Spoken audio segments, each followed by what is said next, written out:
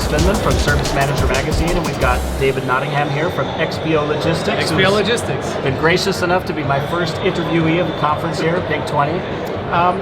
Tell me a little bit about your role and what your history is in the ITSM industry. Okay, so my role at XPO Logistics is I'm the change manager for the United States. Oh, wow. I cover 7 of our 11 business units across the globe. I think it's 11. But I also have tool oversight of the change process. So I kind of sit in a kind of a global tool role, but my day-to-day job is managing the change management process for all but one business unit in the U.S. It's a big responsibility. Yeah, it's quite a bit. Okay. Yeah. So we globally, we are in, I think it's 32 countries, and we have about 1,500 locations globally. Okay. And that could be an office building, a warehouse, all different kinds of things, because we're a transportation and logistics organization. We also do supply chain management. So what's the biggest challenge being spread out globally like that when it comes to change management? Well, you're doing a lot of work virtually. Okay. I run 2 cab meetings a week. I run a US-based cab meeting for all those business units, and my crowd is everywhere in the US. I've got people, I cover all the time zones in the US, and then on Thursdays every week I run a global cab. These are for really large, multi-business unit, high-impact, high-risk type changes, right. And that covers 11 time zones. So it's a very precise time in the day. Right. So we get some people as they're leaving work, and we get some people before they come in. Well, use it or lose it, right? Exactly. Oh my so goodness. yeah. Okay. Yeah. And then tell me a little bit about your background in ITSM. Have you had any connections to some of the other industry groups?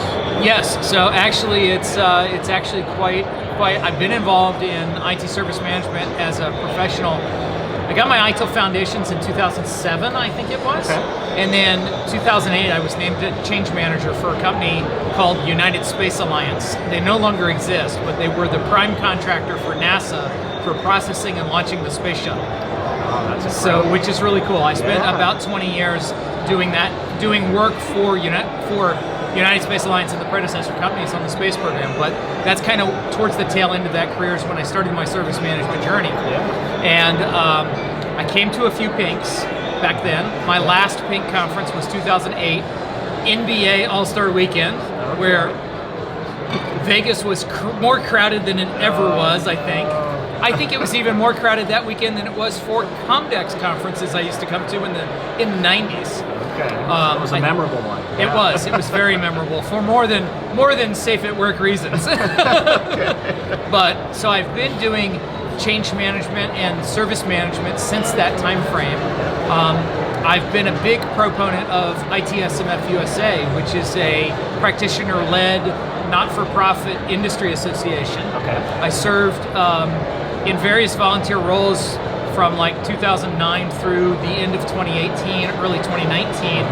The last 4 years I was serving either on the board, the last 3 years I was involved, or as I was on a committee combined of board members and the interest group leaders. Okay. In 2015. So I've been around the industry for a while. Yeah. So what do you think makes the Pink20 conference different from, say, Fusion or Service Management World and some of the other events that are out there? So I can't really speak to Service Management World. I've not been there. Right. I do know because ITSMF USA was partnered with HDI. Right. I kind of have an idea, and a lot of these conferences work kind of in the same manner. Right. Very similar structure. You typically have pre-conference training in most of them.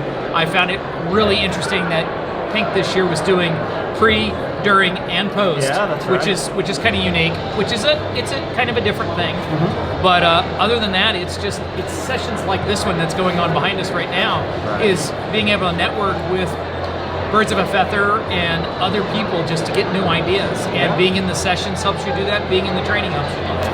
Yeah, it's an incredible opportunity. Yeah, but it is. When you're in a place like this. Absolutely. Yeah, and so it's been, like I said, it's been a while since I've been here at Pink, but I really enjoy I find that this industry has some good camaraderie, and the people who are what I call the luminaries, they're reachable. Yeah. And so I like that interaction and working with them. Right. So Yeah, that's something we do out here on the conference floor all the time, is pull Exactly. those people aside. Yeah, yeah, okay. exactly. Excellent. As you're All wandering right. around. Well, welcome to the conference. It's only Thank day you. one. Maybe we'll It's day pull you one. back in again on day 2 or day 3. But No, it's all right. good. Well, Jace, David. thanks for the time. It's Yeah, nice good to meet you. All right. That was Thank cool. you.